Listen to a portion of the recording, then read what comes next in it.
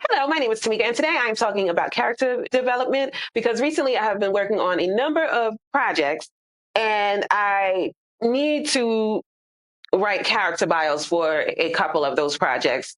One of them I never wrote an outline, so I really don't know my character all that well, which is a problem.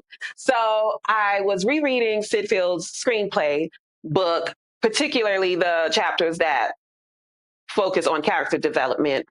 And he was talking about the personal, professional, and private lives of your characters. And that made me think about books that I could, that books that I've read recently that I would say did a good job with character development. So I was trying to find some examples of good character development in recent reads. And that's what I'm talking about today.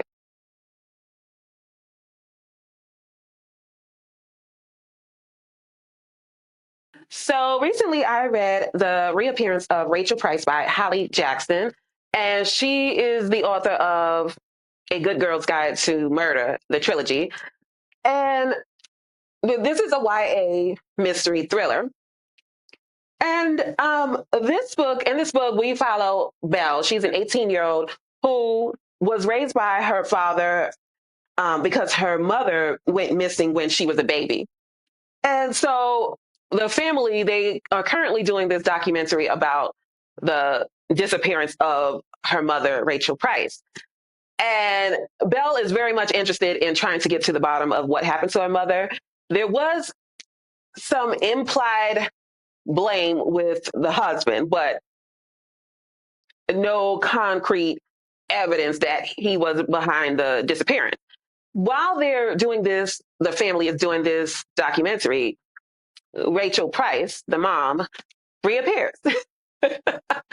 So um, that's one of the elements of this story that I find fascinating because although it is a YA novel, it doesn't quite read YA because there's mainly only Belle who falls into that young adult voice. But most of the other characters are adults. It's her father, her grandfather, her uncle, her mother. So a lot of the characters are adults. So I think that's why it doesn't read as much like YA as other YA novels do. But that's not a complaint. I'm just making an observation. But anyway, what I liked about this story is the fact that you have a character, Rachel Price, who became a mom. I think she was like 18 or 19. She was young, like in her late teens or something.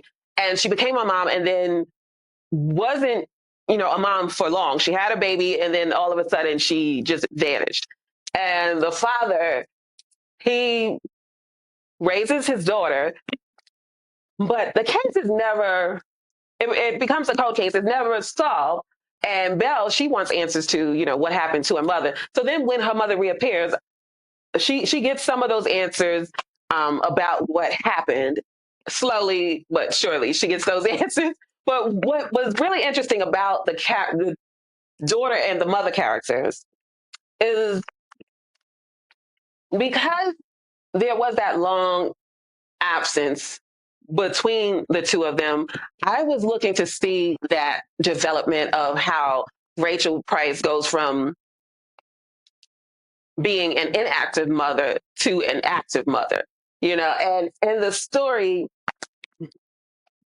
for me, it just seemed like she stepped into those mother shoes like right away. It just was. So it was kind of stolen from me. I never really felt like I got that moment where it showed her struggle as a mom because she hadn't been an active mom to her child for all of her life. And then she comes back into her life. So I was looking forward to that, but the story never gave you that. But I get that it's a YA mystery thriller. So really, they don't focus on the character development. So I think that's why that development was sacrificed for the sake of the thrills and the mystery.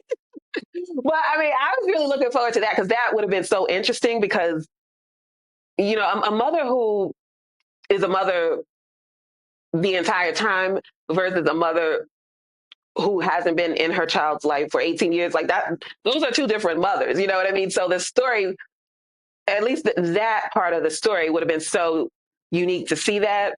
And I felt like it was a little bit on the unrealistic side because her motherly instincts kicked in immediately, and they never had that awkward period, Rachel Price and her daughter Belle. So that seemed a little bit unrealistic to me. But in another book, someone else can write that story, right? But anyway, I will say Belle, she comes across as a very mature, sensible, rational thinking young lady. And for her to not have her mother in her life for all of her life, she still comes across as a well-rounded person. Usually children who have that experience, there's some kind of rebellion or resentment that happens, but the way Holly Jackson wrote her, I didn't see that with Belle, but I think she was a great character to read. I really liked the way she handled herself and the way she stood up to authority figures. She wasn't disrespectful, but she held her own. She wasn't someone who was going to be told, whatever. She wasn't that kind of person who just, you gave her a story and she just believed it and didn't ask questions. She was a very intelligent and single-minded person who drew her own conclusions. She wasn't someone who just relied on what people told her. And I like that about her character. So that is the reappearance of Rachel Price. And then now with these stories, I'm not saying that they're 5-star reads or anything like that. I'm just pointing out the character development part of the story. So this next one, I read it a couple of years ago and I really didn't like it all that much, but it's one of those that I learned to appreciate over time. So this is Elizabeth Gilbert's City of Girls. And this came out at a time when there was a lot of fiction that came out after the Seven Husbands of Evelyn Hugo. And it's, that type of story. So in this story, we follow Vivian Morris, who is she's now an 89-year-old woman, and she's really retelling the story of her younger years when she lived in New York City and was on Broadway. She was not an actress, but she was a seamstress, and she worked in Broadway plays as a seamstress. Right. Okay. So she had affluent parents, and they allowed her to move to New York to live with her Aunt Peg. And her Aunt Peg had some kind of, I can't remember what the business was, but through that business, that's how Vivian got into Broadway. And so my issue with this character or the story is that it seemed like Vivian, she was always unabashed about her promiscuity, which nothing is wrong with that. But it just seemed like even in her elder years, she still never wanted to have a meaningful romantic relationship. And I just found that to be unrealistic because almost everyone kind of grows out of that. Some people don't have those years where they just have a lot of lovers, but those who do, it's usually something you do in your younger years, and then, you get married or not, but you don't do that throughout your entire life. And she kind of came across like this is who she is and she's not changing. And it just didn't seem realistic for her to be 89 years old and she's still sticking with those convictions. I mean, it was a bit odd to me. So I guess it's what you would call a flat arc because she's the same person from beginning till end. She's just standing by who she was in her younger years, and she's saying she loved sex and she had a lot of lovers and she's not ashamed of that. And again, there's nothing wrong with that. It's odd when you're saying the woman is 89 years old and she's still, that's her stance. I don't know. I just found it odd that there was no growth there. It was just, I'm a woman who likes sex and that's that. Seemed a little odd to me, but what do I know? I don't know. But I would say the character development in this book is exquisite. I mean, you really feel like you know this person by the end of the story. But again, it's because you go through who Vivian is throughout the decades. It's not like she's just recounting, a summer in New York City. I mean, she's going through a lot of relationships or whatever she calls them, and a lot of men, and she we're spending a lot of time with her. So you really get to know this character, and you get to know her through her losses and her gains.